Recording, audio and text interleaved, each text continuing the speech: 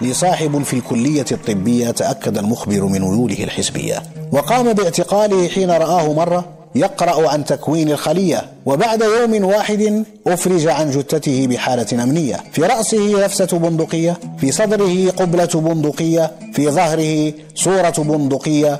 لكنني حين سألت عن أمره حارس الرعية أخبرني أن وفاة صاحبي قد حدثت بالسكتة القلبية.